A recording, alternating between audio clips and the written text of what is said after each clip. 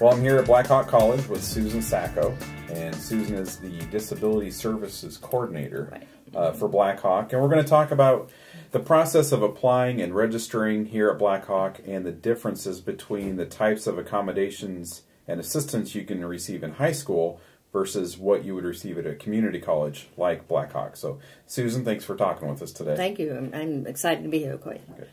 So let's start off with kind of the timeline of applying to attend Blackhawk the fall after a high school student graduates. Are there the things what are the things that they need to be doing, and when do they need to be doing them? Okay, good question. I know our recruiter, Karen Dahlstrom, is good about going to many of the high schools. It's never too late. I know some junior in high school start looking into college, but for sure by senior year, you should apply to Blackhawk College. It's simply going online, no cost, filling out a one-page application. And of course, since we're a community college, you're always automatically accepted because we are an open enrollment. Usually what I tell students is that it's a good idea to take the campus test after that, probably before school is out their senior year, because some of the knowledge could still be in their head while they're still in school. Campus measures math, reading, and writing. Sometimes I don't like to say test because it makes people nervous, but it's kind of like an assessment tool to help the students figure out what their level is in those three subjects. This information helps the advisor place them in the appropriate level classes, because we don't want to put them in the classes too easy for them. They'll be bored. We don't want to put them in the classes too difficult to fail. So the compass is also very important.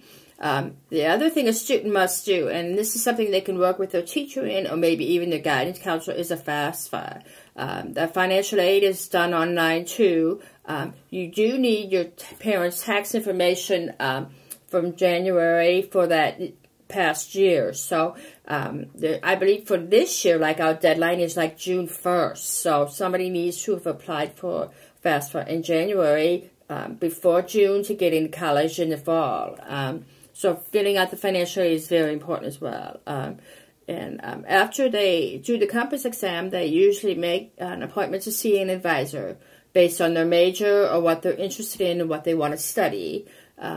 The advisor will sign them up for the classes. I always tell students with disabilities, be sure to be upfront with the advisor about that they do have a disability.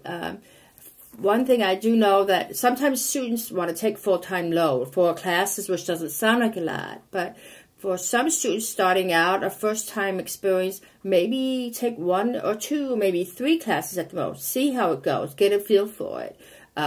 You don't want to overburden yourself. I know some people work, and so it's good to not overextend themselves. We want to see you succeed here at Blackhawk.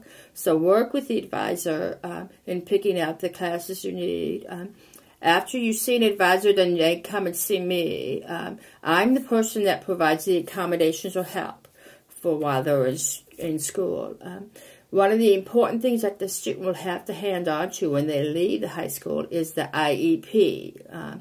That's that important packet paper that they always get from their teachers when they have that big meeting with special ed teachers and mom, dad, or whoever. Hold on to that documentation. At least for here at Blackhawk, we accept IEPs or the 504 plan, as long as it's not more than 5 years old. A rule of thumb I have also learned, some colleges may not accept an IEP as documentation. So I always tell students in high school, if they're interested in going to college, do your research and find out from that college what documentation they accept. But I do say at Blackhawk, here at the Quad City campus and East Campus, we accept the IEP or 504 plan. Now, one of the things that's also important when you meet with me is we talk a lot about accommodations, and we talk about what we can offer. The law in college is different than that in high school, and many people do not realize that. What accommodations or help you got in high school does not automatically roll over into college. So you need to meet with me, and we can talk about what is reasonable accommodations for us to give you. A couple of examples that I have come across in my time here at Blackhawk is sometimes students are given open notes, open books for tests in a high school setting. In a college setting, that is not an appropriate accommodation.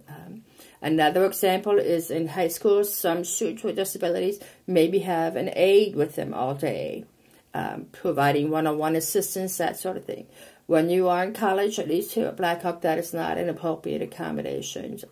We do provide what I call scribes, which would be somebody who would just go to that class and take notes, provide hands-on assistance, that sort of thing. But they don't follow you for all the classes, and we don't have that personal attendant care that you might receive in high school. So it's always a good idea to meet with me and we talk about how it is different from high school to college. Okay, so a student is going to fill out the application and take the Compass test and then register for classes. That's when they'll meet with their advisor, and then they meet with you to talk about what kind of services they can get. You mentioned the scribes.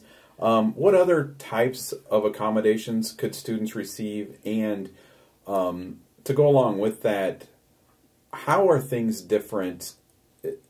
When someone's in high school, all of the teachers have access to their IEPs. They know what accommodations they need. So how is that different in college, and what do students need to do to make their instructors aware? Good question. For us here at Blackhawk, some of the accommodations I can provide are, like I said, a scribe or a peer note taker. For deaf students, we have sign language interpreters. We have blind students, so we provide Braille, large print. We also have a machine that's called Kurzweil. And Kurzweil takes a place as a reader because it's a computer program that reads tests out loud. So that is an accommodation we provide. We give extended time for tests. In my office in the back, we have 4 rooms for testing. So they can have a quiet place that's non-distracting, that sort of thing. So those are some of the general accommodations we provide. Again, it's based on the person's disability. Some of the information I take from the IEP helps guide me in terms of what is the accommodations we can give. After we meet, what I do is I draw up a VISA form, a VISA form. And that is simply a form with the student's name, and it lists what accommodations we are giving you. Then you give that to your professor on the first day of class. That is a tool to help you introduce yourself to your instructor and say, these are the help that I'm going to be getting while I'm here at Blackhawk in your class. The visa is good for that semester. So every semester I tell students in the beginning of the semester to come see me, and we'll do another visa form for the other classes for the next semesters while you're still at Blackhawk. Now, all of your information is confidential, so the professor never knows what your disability is. That's something you can disclose if you want. You don't have to. The other thing that's very important in college is on the first day of class, you get a syllabus.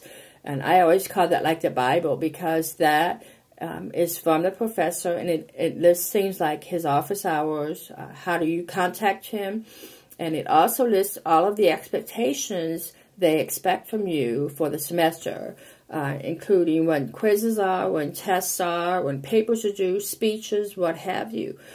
I always tell my students you have to be organized when you come to college. It's always a good idea to get like a big planner and then color and highlight when things are due, because in college the professor's not always going to remind you when everything is due like they do in high school. They don't. You don't meet every day. Your classes could be Monday, Wednesday, Friday, or Tuesday and Thursday.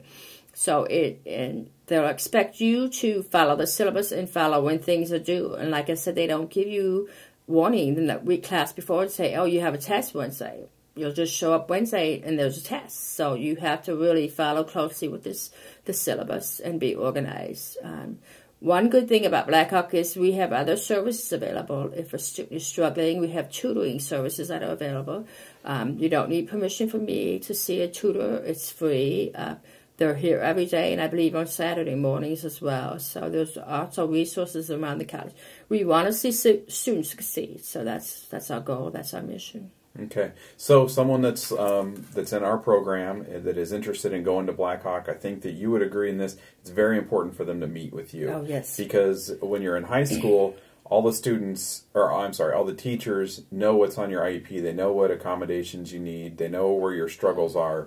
And if you register for Blackhawk and do not see you, you're not going to get any assistance with that stuff. Exactly. And that's another important issue that people don't realize. You know, when you're in high school, you're given the help up until 12th grade. When you get into college, we don't get a list of students who have disabilities and then I go hunt them down. You have to self-disclose. That means you have to make an appointment, come see me, the disability coordinator, say, hey, my name is Johnny, I have a disability, here's my IEP, what kind of help can you give me? So that's very important for them to know, too. I always tell students, you know, it's always a good idea. Even if in the school year you're thinking about Black Hawk, you want to take a tour, you can call me up, we can meet. I can meet with a parent, your guardian, whatever. I know some of the high schools have been very good about signing up to take a tour, so we'll even accept the school, special ed coordinators making appointments to come in for an hour or two. We can take them on a tour of the college. We can talk about the differences between high school and college. So get a feel of Black Hawk College if it's something you really want. Okay, so if anybody has any questions or if they would like to schedule a tour and meet with you, what's the best way for them to contact you? The best way they can do that is contact our main number, which is 796-5900. You can also email me at saccos@bhc.edu. If you go on Black Hawk College website, we have a disability service webpage too, so that also has some information for them to think about. Okay. All right. Well, Susan, thank you very much for talking with me about Black Hawk College. I think this is really useful information for not just the students, but also parents and teachers. Yes. Right. Thank you, Corey. You have a good day. Thank you. Thank you.